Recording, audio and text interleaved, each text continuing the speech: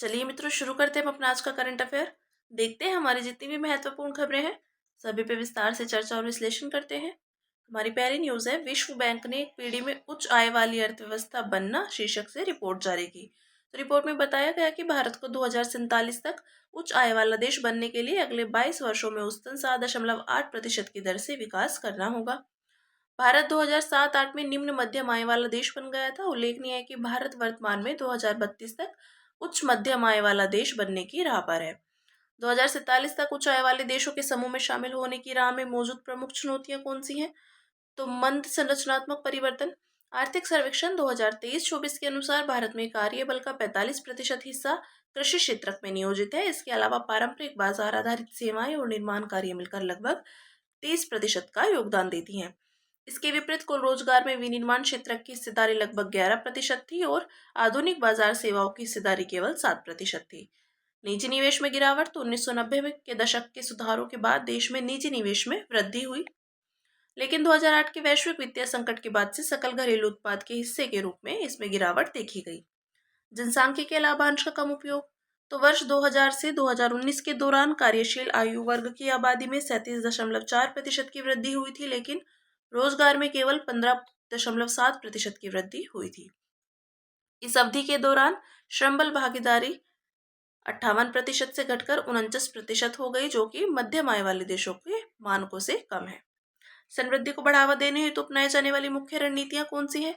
तो निवेश को बढ़ावा देना, बेहतर वित्तीय विनियमों द्वारा एमएसएमई क्षेत्रों को आसानी से ऋण उपलब्ध कराकर और सरलीकृत एफडीआई नीतियों के माध्यम से 2035 तक निवेश को जीडीपी के 33.5% से बढ़ाकर 40% करना है। रोजगार उत्पन्न करना। तो एग्रो प्रोसेसिंग, विनिर्माण, परिवहन और केयर इकोनॉमी जैसे रोजगार समृद्ध क्षेत्रों में निजी निवेश को प्रोत्साहित करना और संतुलित क्षेत्रीय विकास पर फोकस करना, जिससे कम विकसित राज्य मूलभूत आवश्यकताओं पर ध्यान केंद्रित करते हैं, जबकि विकसित राज्य अगली पीढ़ी के सुधारों को आगे बढ़ाते हैं। ठीक है, देखते हैं पिछले 2 दशकों में भारत की आर्थिक समृद्धि। तो अर्थव्यवस्था के आकार में 4 गुना वृद्धि, विश्व की 5वीं सबसे बड़ी अर्थव्यवस्था, प्रति व्यक्ति जीडीपी में 3 गुना वृद्धि, वैश्विक अर्थव्यवस्था में हिस्सेदारी में 2 गुना वृद्धि, चरम निर्धनता में उल्लेखनीय कमी और बेहतर अवसंरचना। महामारी से पहले जीडीपी की औसत वार्षिक दर 6.7% थी। वैश्विक अर्थव्यवस्था में हिस्सेदारी तो 1.6%। 2000 में, अब 2000 से ये बढ़कर हुई है 2023 में 3.4%। 2047 तक उच्च आय वाले देश का दर्जा प्राप्त करने के लिए प्रति व्यक्ति सकल राष्ट्रीय आय को वर्तमान स्तर से 8 गुना बढ़ाना होगा। ठीक है, बात करते हैं अगली न्यूज की, जो है सरकार की प्रमुख योजनाओं के अंतर्गत 10,000 किसान उत्पादक संगठनों का गठन किया गया। तो इन एफपीओज का गठन एक केंद्रीय क्षेत्र की योजना के तहत किया गया। इस योजना को 29 फरवरी 2020 को लॉन्च किया गया था।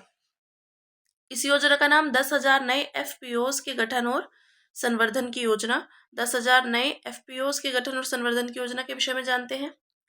तो मंत्रालय है कृषि और किसान कल्याण मंत्रालय। आकांक्षी जिलों पर ध्यान केंद्रित करना। तो इन जिलों के प्रत्येक ब्लॉक में एक जिला एक उत्पाद क्लस्टर मॉडल के साथ कम से कम एक एफपीओ का गठन सुनिश्चित किया गया। आरंभिक समर्थन प्रदान करना। तो प्रत्येक गठित नए एफपीओज को 5 वर्ष की अवधि के लिए सहायता प्रदान की जाती रहेगी। इसके अलावा सरकार प्रत्येक नए गठित एफपीओ को प्रबंधन लागत हेतु 3 वर्षों के लिए 18 लाख रुपए की वित्तीय सहायता प्रदान करेगी। एफपीओज की संस्थागत ऋण तक पहुंच सुनिश्चित करना। तो इसके लिए पात्र ऋणदाताओं संस्थानों से प्रति एफपीओ 2 करोड़ रुपए तक के परियोजना ऋण की गारंटी सुविधा प्रदान की जाती है। योजना के लाभ जानते हैं। तो बाजार संबंधी लाभ, संयुक्त भंडारण और मूल्य संवर्धन सुविधाओं के माध्यम से फसल की कटाई के बाद होने वाले नुकसान को कम किया जा सकता है। वित्तीय लाभ, तो बेहतर मूल्य प्राप्ति और आर्थिक दबाव में फसलों की बिक्री को कम करने में मदद मिलती है। तकनीक और ज्ञान तक पहुंच, तो आधुनिक तकनीक एवं विस्तार सेवाओं आदि तक आसानी से पहुंच सुनिश्चित होगी। संचार में आसानी, तो मूल्य में होने वाले उतार चढ़ाव की सूचना बाजार के रुझान और सलाहकारी सेवाओं में मदद करती है। देखते हैं हम योजना के तहत शुरू की गई पहले कौन सी हैं। तो एफपीओज के लिए ऋण गारंटी निधि। इसके तहत एफपीओज को ऋण प्रदान करने के लिए वित्तीय संस्थानों को ऋण गारंटी कवर प्रदान किया जाता है। ओएनडीसी प्लेटफॉर्म, तो 5,000 एफपीओज अब open network for digital commerce में शामिल हो चुके हैं। 10,000 एफपीओज को कॉमन सर्विस सेंटर में परिवर्तित करना, जिससे डिजिटल सेवा पोर्टल के माध्यम से नागरिक केंद्रित सेवाएं प्रदान करना। जानते हैं एफपीओज क्या है। तो एफपीओज एक प्रकार का उत्पादक संगठन है जिसके सदस्य आमतौर पर किसान होते हैं। पीओज प्राथमिक उत्पादकों जैसे किसान, दूध उत्पादक, कारीगर आदि द्वारा गठित एक कानूनी इकाई है। उद्देश्य है कृषि और संबद्ध क्षेत्रों के उत्पादन और विपणन में पैमाने की अर्थव्यवस्थाओं के माध्यम से सामूहिक लाभ उठाना। पंजीकरण एफपीओ किसान और उत्पादकों का समूह होते हैं जो कंपनी अधिनियम के भाग 9A या संबंधित राज्यों के सहकारी समिति अधिनियम के तहत पंजीकृत है। ठीक है, ये बात की हमने एफपीओज की। अब देखते हैं अगली न्यूज है, भारत ईयू व्यापार एवं प्रौद्योगिकी परिषद की दूसरी बैठक भारत में संपन्न हुई। तो भारत ईयू टीटीसी की स्थापना 2022 में हुई थी। यह भारत और यूरोपीय संघ के बीच एक महत्वपूर्ण द्विपक्षीय मंच है। इसका उद्देश्य व्यापार, विश्वसनीय तकनीक और सुरक्षा से जुड़े मुद्दों का समाधान करना है। इस परिषद के तहत 3 कार्य समूह बनाए गए हैं जो है रणनीतिक प्रौद्योगिकियां, डिजिटल गवर्नेंस और डिजिटल कनेक्टिविटी, स्वच्छ एवं हरित प्रौद्योगिकियां तथा व्यापार, निवेश और लचीली मूल्य श्रृंखलाएं। इस बैठक के मुख्य निष्कर्षों पर एक नजर डालते हैं। तो रणनीतिक प्रौद्योगिकियां, डिजिटल गवर्नेंस और डिजिटल कनेक्टिविटी, तो AI, semiconductors, high performance computing और 6G को मानव केंद्रित तरीके से विकसित करने पर सहमति बनी। डिजिटल पब्लिक इंफ्रास्ट्रक्चर को इंटर ऑपरेबल बनाने और यूरोपीय एआई कार्यालय व भारत एआई मिशन के बीच सहयोग को मजबूत करने पर सहमति बनी। हरित एवं स्वच्छ ऊर्जा प्रौद्योगिकियां, तो होराइजन यूरोप प्रोग्राम के तहत 60 मिलियन यूरो के संयुक्त निवेश के साथ समन्वित अनुसंधान शुरू करने की घोषणा की गई है। होराइजन यूरोप यूरोपीय संघ का प्रमुख अनुसंधान और नवाचार वित्त पोषण प्रोग्राम है। व्यापार, निवेश और लचीली मूल्य श्रृंखलाएं, तो 2025 तक भारत ईयू मुक्त व्यापार समझौता पूरा करने पर सहमति बनी। प्रत्यक्ष विदेशी निवेश की जांच करने के मामले में सर्वोत्तम पद्धतियों का आदान प्रदान किया जाएगा। यूरोपीय संघ के कार्बन बॉर्डर एडजस्टमेंट मैकेनिज्म सहित व्यापार और डिकार्बोनाइजेशन पर चर्चा की गई। भारत मध्य पूर्व यूरोप आर्थिक गलियारे के प्रति प्रतिबद्धता दोहराई गई। ठीक है, भारत और ईयू दोनों बड़ी लोकतांत्रिक अर्थव्यवस्थाएं हैं तथा खुले बाजार, सुरक्षा, समृद्धि और संधारणीय विकास जैसे साझा मूल्यों को प्राथमिकता देते हैं। इसलिए बहुध्रुवीय विश्व में यह साझेदारी अत्यंत महत्वपूर्ण है। देख सकते हैं भारत ईयू के बढ़ते व्यापारिक संबंध दिखाए गए हैं। ईयू भारत का सबसे बड़ा व्यापारिक भागीदार है, जबकि इस संबंध में भारत ईयू के लिए 9वें स्थान पर है। 2023 में द्विपक्षीय व्यापार 113.3 बिलियन यूरो तक पहुंच गया था। भारत को 16.5 बिलियन यूरो का व्यापार अधिशेष हुआ था। यह है भारत से ईयू को निर्यात, तो मशीनरी, परिवहन और रसायन, और ईयू से भारत को क्या निर्यात, तो मशीनरी, विमान, विद्युत उपकरण। ठीक है, ये बात की हमने भारत ईयू के बढ़ते व्यापारिक संबंधों की। अब बात करते हैं अगली न्यूज की जो है, आदित्य L1 के पेलोड ने सोलर फ्लेयर कर्नेल की पहली तस्वीर ली। आदित्य L1 के solar ultraviolet imaging telescope payload ने X6.3 श्रेणी की सोलर फ्लेयर का अवलोकन किया। X6.3 सोलर विस्फोटों की सबसे प्रबल श्रेणियों में से एक है। आदित्य L1 सोलर फ्लेयर का अध्ययन कैसे करता है, तो सौर फ्लेयर के दौरान सूर्य का वह विशेष क्षेत्र जहां फ्लेयर उत्पन्न होती है अल्ट्रावायलेट और एक्सरे में अधिक प्रज्वलित हो जाता है। आदित्य L1 में लगे SUIT, SOLEXS और HEL1OS जैसे उपकरण प्रज्वलन वाले इन क्षेत्रों का अध्ययन कर सकते हैं। SUIT, तो इसके निम्नलिखित 2 कार्य हैं। पहला है सौर प्रकाश मंडल और क्रोमोस्फीयर की नियर अल्ट्रावायलेट तरंगदैर्ध्य में तस्वीरें लेना तथा यूवी विकिरण में बदलाव को मापना। और SOLEXS और HEL1OS उपकरण सूर्य से एक्सरे के उत्सर्जन का अध्ययन करना इनका कार्य है। ठीक है, देखते हैं आदित्य L1 मिशन के विषय में। तो इसे सितंबर 2023 में लॉन्च किया गया था। यह सूर्य का अध्ययन करने वाला भारत का पहला अंतरिक्ष मिशन है। अंतरिक्ष यान की अवस्थिति, तो इसे सूर्य पृथ्वी प्रणाली के लैग्रेंज पॉइंट 1 यानी L1 के चारों ओर प्रभामंडल कक्षा में स्थापित किया गया है। लैग्रेंज पॉइंट्स पर 2 विशाल द्रव्यमान वाले पिंडों का गुरुत्वाकर्षण, खिंचाव और किसी छोटे पिंड को उनके साथ साथ घूमने के लिए आवश्यक अभिकेंद्रीय बल दोनों बराबर होते हैं। इस प्रकार यहाँ पर स्थापित अंतरिक्ष यान अपने नियत बिंदु पर बने रहते हैं। उद्देश्य, तो इस मिशन के निम्नलिखित उद्देश्य हैं। सूर्य के ऊपरी वायुमंडल की गतिशीलता का अध्ययन करना, क्रोमोस्फीयर और कोरोनल हीटिंग का अध्ययन करना, कोरोनल मास इंजेक्शन का विश्लेषण करना आदि। आदित्य L1 के पेलोड्स, तो इस मिशन के कुल 7 पेलोड्स हैं जो निम्नलिखित हैं। रिमोट सेंसिंग पेलोड्स कौन से हैं? Visible emission line coronagraph, solar ultraviolet imaging telescope, solar low energy X ray spectrometer तथा high energy L1 orbiting X ray spectrometer. In situ पर्यवेक्षण पेलोड्स, तो Aditya solar wind particle experiment, plasma analyser package for Aditya, advanced triaxial high resolution digital magnetometer आदि। ठीक है, अब बात करते हैं सोलर फ्लेयर क्या होता है। तो ये सूर्य वायुमंडल से प्रकाश विकिरण और ऊर्जा वाले आवेशित कणों के रूप में सौर ऊर्जा का अचानक एवं प्रबल विस्फोट होते हैं।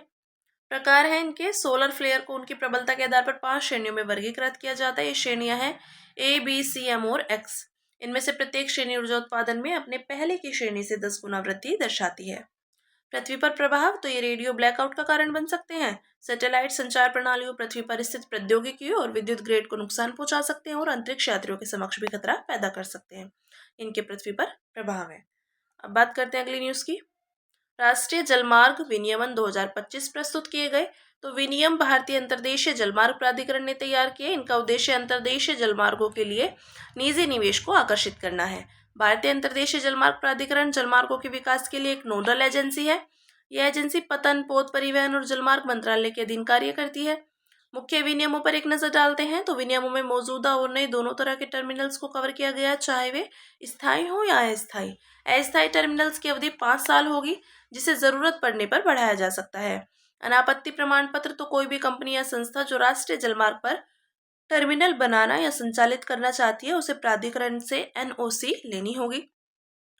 टर्मिनल डेवलपर और ऑपरेटर की जिम्मेदारियां, तो जो भी कंपनी टर्मिनल बनाएगी या संचालित करेगी, उसे तकनीकी डिजाइन और निर्माण का ध्यान रखना होगा। यह उसके बिजनेस प्लान के अनुसार होना चाहिए तथा वहां लोगों को पर्याप्त पहुंच भी मिलनी चाहिए। टर्मिनल के उपयोग के लिए डिजिटल पोर्टल, तो इज ऑफ डूइंग बिजनेस के लिए दक्षता, पारदर्शिता और पहुंच बढ़ाने हेतु प्राधिकरण द्वारा एक पोर्टल विकसित किया जाएगा। अंतर्देशीय जलमार्गों को बढ़ावा देने के लिए अन्य प्रमुख पहलें, तो राष्ट्रीय जलमार्ग अधिनियम 2016। इस कानून के तहत अंतर्देशीय जल परिवहन को बढ़ावा देने के लिए 111 जलमार्गों को राष्ट्रीय जलमार्ग घोषित किया गया है। जलवाहक योजना, तो इस योजना के तहत राष्ट्रीय जलमार्ग 1 यानी गंगा, राष्ट्रीय जलमार्ग 2 ब्रह्मपुत्र और राष्ट्रीय जलमार्ग 16 बराक के जरिए कार्गो परिवहन करने पर 35% तक खर्च की प्रतिपूर्ति मिलती है। ये भारत बांग्लादेश प्रोटोकॉल मार्ग के अंतर्गत आते हैं। फिर अंतर्देशीय जलमार्ग विकास परिषद, तो ये IWAI द्वारा संचालित एक उच्च स्तरीय नीतिगत मंच है। इसका उद्देश्य अंतर्देशीय जलमार्गों को विकसित करना और बढ़ावा देना है। ये अंतर्देशीय जलमार्गों का महत्व दिखाया गया है। तीव्र और बिना रुकावट के विकास, यानी सड़क और रेलवे के विपरीत जलमार्गों के लिए भूमि अधिग्रहण की आवश्यकता नहीं होती है, जिससे देरी और लागत में वृद्धि से बचा जा सकता है। लागत प्रभावी परिवहन, तो जलमार्ग अन्य परिवहन साधनों की तुलना में सस्ता होता है, जिससे लॉजिस्टिक्स लागत कम होती है। RITES के अध्ययन के अनुसार 1 लीटर ईंधन द्वारा कार्गो परिवहन क्षमता, तो 24 टन प्रति किलोमीटर ये सड़क मार्ग से, 95 टन प्रति किलोमीटर रेल मार्ग से और 215 टन प्रति किलोमीटर अंतर्देशीय जल मार्ग से। कार्गो यातायात में हुई तीव्र वृद्धि पर एक नजर, तो पिछले एक दशक में कार्गो यातायात 22.1 चक्रवर्ती वार्षिक दर से बढ़ा है। कार्गो परिवहन 2013-14 में 18.07 MMT से बढ़कर 2023-24 में 133 MMT तक पहुंच गया। माल ढुलाई की हिस्सेदारी 2% से बढ़कर 5% करने का लक्ष्य है, जिसके तहत 2030 तक 200+ MMT यानी समुद्री भारत विजन तथा 2047 तक 500+ MMT समुद्री अमृतकाल विजन का लक्ष्य रखा गया है। ये बात की हमने अंतर्देशीय जलमार्गों के महत्व की। अब बात करेंगे अगली न्यूज की, जो है इंडिया फिलैंथ्रोपी रिपोर्ट 2025 में भारत के सामाजिक क्षेत्र संबंधी वित्त पोषण के रुझान को उजागर किया गया। इस रिपोर्ट के अनुसार भारत में सामाजिक क्षेत्र पर सार्वजनिक और निजी क्षेत्र दोनों के योगदान को मिलाकर वार्षिक रूप से GDP का 6 से 7% खर्च किया जाता है। रिपोर्ट के मुख्य बिंदुओं पर एक नजर डालते हैं। भारत के सामाजिक क्षेत्र का वित्त पोषण यह पिछले 5 वर्षों में 13% CAGR के साथ वित्त वर्ष 2024 में लगभग 25 लाख करोड़ रुपए तक पहुंच गया था। साथ ही वित्त वर्ष 2029 तक इसके 45 लाख करोड़ रुपए तक पहुंचने का अनुमान है। इस वृद्धि के पीछे उभरती अर्थव्यवस्था, प्रवासी भारतीय और संरचनात्मक सुधारों का योगदान है। मुख्य चिंताएं देखते हैं, तो निजी क्षेत्र का कम योगदान, कुल व्यय का केवल 5% तक। निजी क्षेत्र का योगदान मुख्य रूप से हाई नेट वर्थ वाले व्यक्तियों के पारिवारिक दान और कॉरपोरेट सामाजिक उत्तरदायित्व फंड से आता है। उदाहरण के लिए राधा गोयनका द्वारा हेरिटेज प्रोजेक्ट 2018, गोदरेज इंडस्ट्रीज द्वारा प्राइड फंड 2025। वित्त पोषण में कमी, तो भारत के सामाजिक क्षेत्र में वित्त पोषण प्रवाह 2023-24 के लिए नीति आयोग की सिफारिश से लगभग 14 लाख करोड़ रुपए कम रहा है। नीति आयोग ने सामाजिक क्षेत्र के वित्त पोषण को GDP का 13% करने की सिफारिश की। भारत में विकास के साधन के रूप में लोकोपकार फिलैंथ्रोपी का महत्व जानते हैं। तो वित्त पोषण में कमी को पूरा करना, यह सरकारों द्वारा दी जाने वाली महत्वपूर्ण बजटीय सहायता को अतिरिक्त समर्थन प्रदान करता है। विकास संबंधी समस्याओं को हल करना, तो इससे गरीबी उन्मूलन और शिक्षा एवं स्वास्थ्य देखभाल की उपलब्धता को सुनिश्चित किया जा सकता है। उदाहरण के लिए अजीम प्रेमजी फाउंडेशन ग्रामीण सार्वजनिक शिक्षा में सुधार हेतु काम करता है। नवाचार को बढ़ावा देना, इससे डिजिटल साक्षरता कार्यक्रम, स्वास्थ्य देखभाल सेवा, स्टार्टअप जैसी तकनीक संचालित पहलों को समर्थन प्रदान किया जा सकता है। उदाहरण के लिए bill and Melinda Gates foundation स्वच्छ भारत मिशन के साथ स्वच्छता संबंधी नवाचारों को समर्थन प्रदान करता है। निजी क्षेत्र द्वारा सामाजिक क्षेत्र हेतु वित्त पोषण को बढ़ावा देने वाली प्रमुख पहलें, तो कॉरपोरेट सामाजिक उत्तरदायित्व। कंपनी अधिनियम 2013 के तहत कंपनियों को अपने औसत निवल लाभ का 2% CSR गतिविधियों के लिए आवंटित करना अनिवार्य है। इंडिया फिलेंथ्रोपी अलायंस ये भारत के लिए विकास एजेंडे को आगे बढ़ाने के लिए अग्रणी गैर लाभकारी संगठनों का एक नेटवर्क है। और भारत में सोशल स्टॉक एक्सचेंज यह एक विशेष प्लेटफॉर्म है जहां सामाजिक उद्यम शेयर बाजार से पूंजी जुटा सकते हैं। ठीक है, अब बात करेंगे अन्य सुर्खियों की, जिसमें पहली न्यूज है विशेषाधिकार प्रस्ताव। तो कथित रूप से भ्रामक और अपूर्ण जानकारी देने के आधार पर विदेश मंत्री के खिलाफ विशेषाधिकार प्रस्ताव पेश किया गया। इसके विषय में जानते हैं। प्रस्तुत तब किया जाता है जब किसी सदस्य को लगता है कि संसदीय विशेषाधिकारों का उल्लंघन किया गया है। संसदीय विशेषाधिकार सांसदों को प्राप्त कुछ विशेष अधिकार और उन्मुक्तियां हैं ताकि वे अपने कर्तव्यों को प्रभावी रूप से निभा सकें। ये विशेषाधिकार व्यक्तिगत रूप से सांसदों और सामूहिक रूप से संसद को प्राप्त होते हैं। शर्तें, प्रस्ताव निम्नलिखित 2 शर्तों पर प्रस्तुत करना होता है। पहली यह किसी विशिष्ट व हाल की घटना से संबंधित होना चाहिए तथा यह ऐसा मामला होना चाहिए जिसमें सदन के हस्तक्षेप की आवश्यकता हो। अध्यक्ष सभापति स्वयं इस पर निर्णय ले सकते हैं या इसे संसद की विशेषाधिकार समिति को भेजा जा सकता है। ठीक है, नेक्स्ट है बंजारा समुदाय। तो हाल ही में लोकसभा अध्यक्ष ने देश की प्रकृति और परंपरा की रक्षा में बंजारा समुदाय की भूमिका की प्रशंसा की। बंजारा समुदाय के विषय में जानते हैं। तो उत्पत्ति हुई है इनकी। बंजारा ऐतिहासिक रूप से बहुधार्मिक व बहुभाषी घुमंतु व्यापारिक जाति है। इनकी उत्पत्ति मेवाड़ क्षेत्र यानी राजस्थान से मानी जाती है। व्यापारी घुमंतु के रूप में भूमिका, तो वे गांव, कस्बों, यहाँ तक कि देश के अलग अलग भागों में व्यापार करते हैं। वे मुख्यतः अनाज, दालें, चीनी, नमक, लकड़ी और इमारती लकड़ी का व्यापार करते हैं। और बंजारे बड़े समूह में यात्रा करते हैं जिन्हें टांडा कहा जाता है। प्रत्येक टांडे का नेतृत्व नायक नामक एक सरदार करता है। ऐतिहासिक विवरण, तो सुल्तान अलाउद्दीन खिलजी ने शहरों में अनाज पहुंचाने के लिए बाजारों की मदद ली थी। सम्राट जहांगीर ने अपनी आत्मकथा तुजूक ए जहांगीरी में उल्लेख किया था कि बंजारे बैलों पर गांव से शहरों तक अनाज ले जाते थे। उन्होंने सैन्य अभियानों के दौरान मुगल सेनाओं को खाद्यान्न की आपूर्ति की थी। ठीक है, नेक्स्ट है हिमस्खलन। तो उत्तराखंड के चमोली जिले के माना गांव के पास हिमस्खलन के बाद बर्फ के नीचे फंसे BRO श्रमिकों को सुरक्षित निकाला गया। यह हिम बर्फ के एक बड़े पिंड का ढलान पर उच्च गति और व्यापक बल के साथ नीचे की ओर गति करने की परिघटना है। इससे इसके मार्ग में व्यापक विनाश होता है। हिमस्खलन के लिए उत्तरदायी कारक बर्फ, जमीन की प्रकृति और मौसम संबंधी दशाएं। हिमस्खलन के प्रकार हैं। हिमस्खलन के 2 मुख्य प्रकार हैं, असंगठित हिम का हिमस्खलन और बड़े खंड के रूप में हिमस्खलन। हिम की संरचना, संगठन आदि के आधार पर इन्हें आगे उप विभाजित किया जाता है। असंगठित हिम का हिमस्खलन तो यह तब घटित होता है जब बर्फ के क्रिस्टलों के बीच आंतरिक बंधन बहुत कम होता है। यह आमतौर पर खड़ी ढलान पर होता है जहां बर्फ आसानी से खिसक जाती है। बड़े खंड के रूप में हिमस्खलन तो यह तब घटित होता है जब बर्फ की परतें आपस में अच्छी तरह से जुड़ी होती हैं। इन परतों के मध्य बंधन इतना संगठित होता है कि वे एक संपूर्ण इकाई के रूप में ढलान से खिसक जाते हैं। नेक्स्ट है ओरोविले टाउनशिप। तो दुनिया की सबसे बड़ी पुरानी उद्देश्यपूर्ण कम्युनिटी ओरोविले ने हाल ही में अपनी 57वीं वर्षगांठ मनाई। इसके विषय में जानते हैं। तो ये तमिलनाडु में पुडुचेरी के पास स्थित है। यहाँ 60 से अधिक देशों के लोग जीवन के शांतिपूर्ण वैकल्पिक तरीके की खोज करते हैं। उत्पत्ति 1968 में इसकी स्थापना हुई थी। यह मीरा अल्फासा यानी मदर के स्वप्न पर आधारित है जो श्री अरबिंदो के विचारों को व्यवहार में लाने पर केंद्रित है। 1908 में श्री अरबिंदो को अलीपुर बम कांड में गिरफ्तार किया गया था। उन्होंने आध्यात्मिक राष्ट्रवाद की अवधारणा प्रस्तुत की थी और इस अवधारणा को भारत एक दिव्य शक्ति के रूप में दर्शाया गया था। मिशन, यह एक ऐसा केंद्र है जहां भौतिक और आध्यात्मिक शोध किए जाते हैं ताकि सच्ची मानव एकता प्राप्त की जा सके। मान्यता 1966 में यूनेस्को ने इसे मानवता के भविष्य के लिए महत्वपूर्ण परियोजना के रूप में समर्थन दिया था।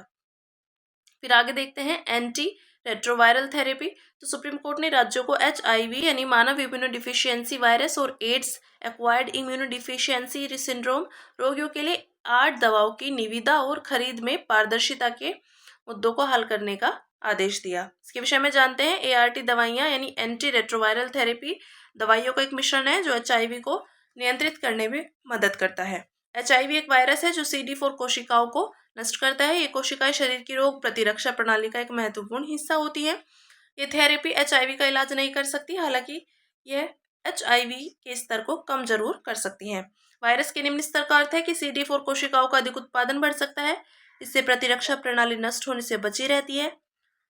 भारत ने HIV एड्स से निपटने के लिए 1992 में राष्ट्रीय एड्स एवं STD नियंत्रण प्रोग्राम शुरू किया था। फिर नेक्स्ट न्यूज है भारतीय भूवैज्ञानिक सर्वेक्षण। तो देश के सबसे पुराने वैज्ञानिक संगठनों में से एक GSI का 175वां स्थापना दिवस समारोह मनाया गया। उत्पत्ति 1851 में सर थॉमस ओल्डम द्वारा स्थापित। नोडल मंत्रालय है खान मंत्रालय। मुख्यालय है कोलकाता। भूमिका तो इसने भूवैज्ञानिक मानचित्रण, खनिज अन्वेषण, आपदा संबंधी अध्ययन और भूवैज्ञानिक अनुसंधान में अग्रणी भूमिका निभाई है। साथ ही भारत के औद्योगिक और आर्थिक विकास में महत्वपूर्ण योगदान दिया है। आगे देखते हैं द्विपक्षीय स्वैप एग्रीमेंट। तो भारत और जापान के 75 अरब डॉलर के द्विपक्षीय करेंसी स्वैप समझौते को नवीनीकृत किया गया। यह दो केंद्रीय बैंकों के बीच एक समझौता है। इसके तहत वे एक मुद्रा के नकदी प्रवाह का दूसरी मुद्रा के नकदी प्रवाह से पूर्व निर्धारित शर्तों के अनुसार विनिमय कर सकते हैं। भारत जापान BSA का उद्देश्य है तो यह द्विपक्षीय करेंसी स्वैप व्यवस्था है जिससे दोनों देश जरूरत पड़ने पर अपनी स्थानीय मुद्रा के बदले अमेरिकी डॉलर का विनिमय कर सकते हैं। महत्व है विनिमय दर की अस्थिरता को प्रबंधित करने और वित्तीय संकटों के दौरान तरलता प्रदान करने में सहायता करना। ठीक है, ये बात की हमने BSA की। अब देखते हैं गिलोय। तो पबमेड डेटा के अनुसार पिछले एक दशक में गिलोय से जुड़े अनुसंधान में 376.5% की वृद्धि हुई है। ये तथ्य चिकित्सा में गिलोय के प्रति बढ़ती वैश्विक रुचि को दर्शाता है। गिलोय के विषय में जानते हैं तो एक बेल वाली झाड़ी है जो मेनिस्पर्मेसी फैमिली से संबंधित है। ये भारत की उष्णकटिबंधीय क्षेत्रों की स्थानिक पादप प्रजाति है। गिलोय 25 से 45 डिग्री सेल्सियस तापमान तथा 500 मीटर तक की ऊंचाई वाले इलाकों में उग सकता है। मुख्य तत्व इसमें टर्पेनोइड्स, एल्कलाइड्स, लिग्नैंट्स, स्टेरॉइड्स पाए जाते हैं। लाभ है इसमें रोगानुरोधी, सूजन कम करने वाले, एंटीऑक्सीडेंट और मधुमेह नियंत्रण करने वाले गुण होते हैं। ठीक है, अब अंत में बात करते हैं सुर्खियों में रहे व्यक्तित्व की, जो है चंद्रशेखर वेंकट रमन। राष्ट्रीय विज्ञान दिवस उनके द्वारा की गई रमन प्रभाव की खोज के उपलक्ष्य में मनाया जाता है। रमन प्रभाव, जब प्रकाश किसी पदार्थ से टकराता है तो वह उसके अणुओं के साथ संपर्क करके ऊर्जा का आदान प्रदान करता है। इस प्रक्रिया के कारण कुछ बिखरा हुआ प्रकाश अपनी तरंगदैर्ध्य और रंग बदल लेता है।